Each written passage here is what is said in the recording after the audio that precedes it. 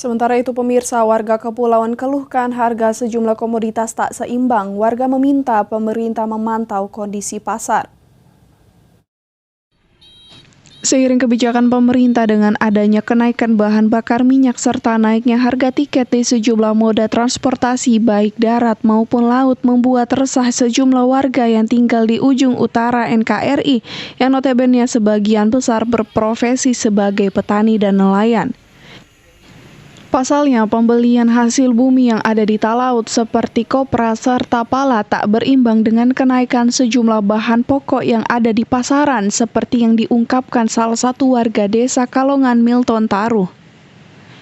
Milton Taruh, salah satu warga desa Kalongan, mengatakan seharusnya pemerintah dalam hal ini dinas terkait melakukan kajian serta memantau langsung kondisi pasar.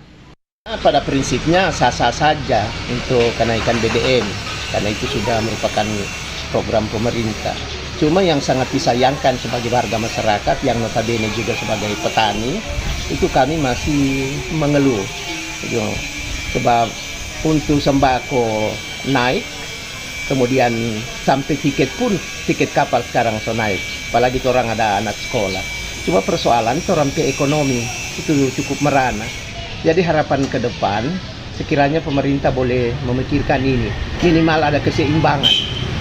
Diketahui pembelian hasil bumi yang ada di talaut saat ini seperti kopra per kilonya Rp6.800, cengkehnya per kilonya Rp110.000, sementara untuk harga komoditi pala yang menjadi komoditi unggulan warga Porodisa tergantung dari kualitas daripada pala itu sendiri. Di mana untuk klasifikasi pala jenis A per kilonya oleh pengepul dibeli dengan harga Rp60.000, sementara untuk bunga palanya per kilonya Rp230.000 per kilonya.